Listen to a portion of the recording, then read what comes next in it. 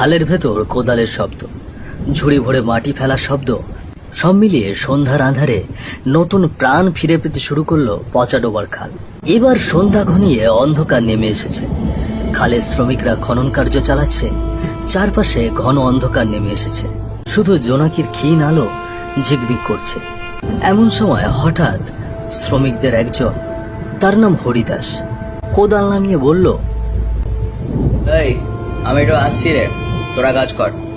জলদি আয়, জলদি আয়, আরো অনেক কাজ বাকি আছে। হরিদাস খালপাড়ের ঝোপের দিকে হাঁটতে শুরু করলো। চারিদিক নির্জন, নিশুতি অন্ধকার। হাওয়ার ঝাপটা এসে কানে কানে যেন কি সব ফিসফাস করে বলছে।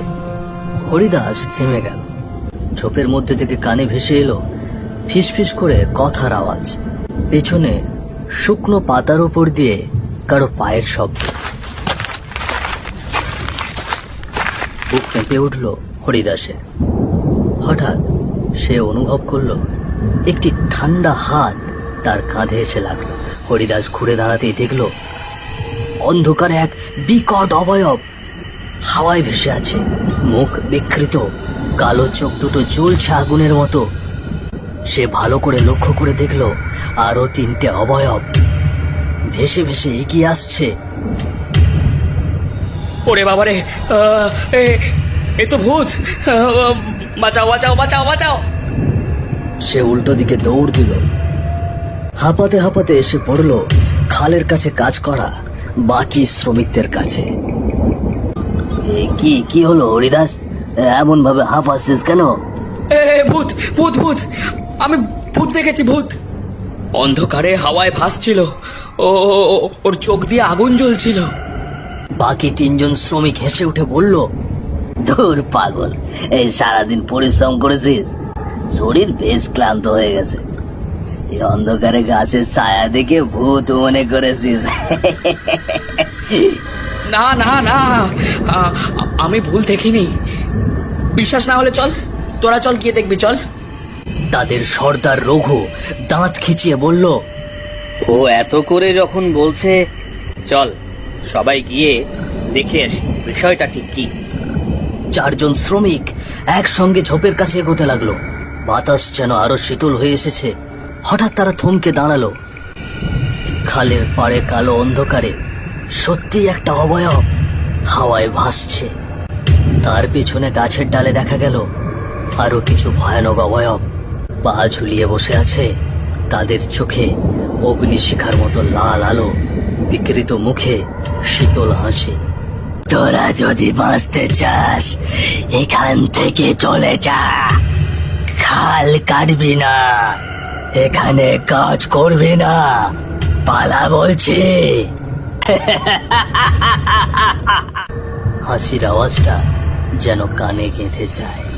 গাছের ডাল তোলে উঠল হাওয়ায় শীতল কাঁপনে। ওরে বাবারে, সত্যি তো! পালাও, পালাও সবাই! সবাই আতঙ্কে ছুটতে লাগলো। খালের কোদাল ঝুড়ি ফেলে দৌড়ে গেল মোড়ল বিশ্বনাথ চ্যাটার্জির বাড়ির পথে। মোড়লের উঠানে এসে তারা হাঁপাতে হাঁপাতে থেমে দাঁড়ালো। ভেজা গায়ে ঘাম ঝরছে, চোখে আতঙ্ক। বাবু, আমাদের মাফ করবেন, আমরা এই খাল কাটতে পারবো না। ওইখানে অমন ভূত প্রেতের ভয়াবহ উপস্থিতি, আমাদের পক্ষে কাজ করা সম্ভব না। দূর বোকা, জঙ্গলের অন্ধকারে এরকম অনেক কিছুই মনে হয়। তোদের ভয় পাওয়ার কিচ্ছু দরকার নেই। তোরা আমার কথা শোন, আমি তোদের 1 সপ্তাহের মজুরি একদিনেই দেব। 1 সপ্তাহে যা পেতিস কাল সকালেই তা সব হাতে পাবি। তোরা শুধু খালটা খনন কর। আজ রাতে তোরা আমার বাড়িতেই থাকবি, কাল সকালে কাজে নামবি। এই কাজটা কিন্তু করতেই হবে, বুঝলি? শ্রমিকরা হতভম্ব, তাদের মুখে স্পষ্ট ভয়ের ছাপ। কিন্তু মোড়লের লোভনীয় প্রস্তাব শুনে তারা চুপ মেরে দাঁড়িয়ে রইল। রাত নেমে এসেছে আর অদ্ভুত শীতলতা যেন গ্রামটাকে আষ্টে পিষ্টে জড়িয়ে ধরেছে। রাত গভীর, আকাশে মেঘ। চাঁদটা মাঝে মাঝে মেঘের আড়াল থেকে উঁকি দেয়। মোড়ল মশাই শ্রমিকদের তারই একটি ঘরে থাকতে দিলেন।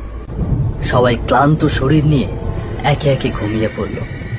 কিন্তু ভোর হবার আগেই হঠাৎ শুরু হলো হইচই আর চিৎকার। কি হরিদাস কোথায়? পাশেই তো ঘুমিয়েছিল। তারা আশেপাশে ভালো করে খুঁজে দেখল, কোথাও হরিদাস নেই। ঘর অন্ধকার, বাইরে কেবল জোনাকির আলো। বাপরে, ও ও ও কি বাইরে গেল নাকি? চল তো খুঁজে দেখি। এত রাতে তো একা অচেনা জায়গাতে কোথাও যাওয়ার কথা নয়। হ্যাঁ, বেশ চলো। তারা টিমে একটি লণ্ঠন হাতে নিয়ে বের হলো হরিদাসকে খুঁজতে। রাতের হাওয়া ঠান্ডা, আর কানে ভেসে আসছে শিয়ালের ডাক।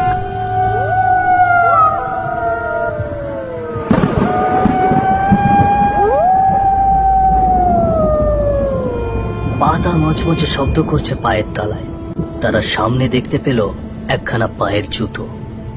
সেটা অনুসরণ করে আরেকটু এগোতেই পেল একখানা গায়ের জামা। এই জামা তো হরিদাস পড়েছিল, তাহলে কি? হঠাৎ এক ভয়ঙ্কর গন্ধ, কাঁচা রক্তের গন্ধ নাকে এলো। সবাই থমকে দাঁড়ালো। এই তো জুতো, জামা, এইসব হরিদাসেরই তো। আর এই গন্ধটা কিসের রে? ধীরে ধীরে তারা আরো সামনে এগিয়ে যেতে লাগলো। কিছুটা সামনে এগোতেই তাদের চোখে পড়ল হরিদাস মাটিতে লুটিয়ে পড়ে আছে। তার নিথর শরীরের আশেপাশে ঝুঁকে আছে কিছু কালো অবয়ব। দাঁত বসাচ্ছে তার গলায়। তারা মাংসগুলো চিবোচ্ছে, রক্ত ঝরছে গড়গড় করে। তোদেরকে বলেছিলাম না তোরা এখান থেকে চলে যা, তোরা শুনলি না?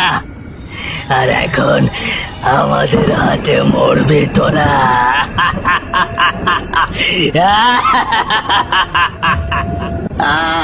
ওরে বাবারে, ভূত ধরে খাইতেছে। একটা হাওয়া বইল চারিদিকে। এদিকে বাকিরা ভয়ে থরথর করে কাঁপছে। ভয়ে শ্রমিকরা দিশাহারা হয়ে ছুটে পালাতে লাগলো অন্ধকারে। সকলের গলা শুকিয়ে কাঠ। লণ্ঠনের আলো অনেক আগেই নিভে গিয়েছে। অবশেষে হোঁচট খেয়ে তারা একটি কুঁড়ে ঘরের সামনে লুটিয়ে পড়ল। এরপর তাদের আর কিছুই মনে নেই। খানিকক্ষণ বাদে একজন বৃদ্ধ দরজা খুলে বাইরে এলেন। বাহিরে এসেই দেখতে পেলেন তারা সেখানে অজ্ঞান অবস্থায় পড়ে আছে। কে ওখানে? এরা তো সব বেহুশ হয়ে পড়ে আছে। সকালে তাদের জ্ঞান ফেরার পর তারা দেখলেন তারা একটি বাড়ির মধ্যে শুয়ে আছেন। পাশে দাঁড়িয়ে আছে একজন বৃদ্ধ লোক। বাবা বাবা, ওই জঙ্গলে আমাদের সাথে হরিদাস, ভূত ভূত ওকে মেরে ফেলেছে। আমরা নিজের চোখে দেখেছি। এরা মানুষ না, অশরীরী ভয়ানক ছায়া। ওই গ্রামে ওই খালে কেউ কাজ করতে যায় না।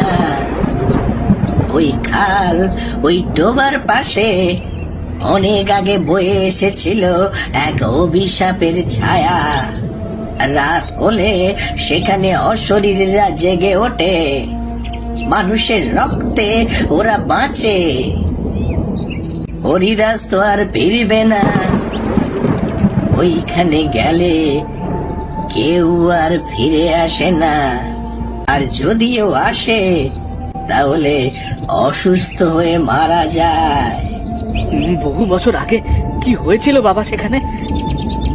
তোমরা যে খাল খনন করতে এসেছো, ওই খাল খননেরই জন্য 4 জন শ্রমিক এসেছিল অন্য গ্রাম থেকে। ওই খালের পাড়ে এক বাড়িতে ওরা থাকতো। হঠাৎ করে একদিন রাতে আগুন লেগেছিল সেই বাড়িতে। দাউ দাউ করে জ্বলছিল আগুন। তারা চিৎকার করেছিল আগুনের মধ্যে, কিন্তু কেউ সে আগুন নিভিয়ে তাদের বাঁচাতে পারেনি। তারপর থেকেই ওই জায়গাটি অভিশপ্ত।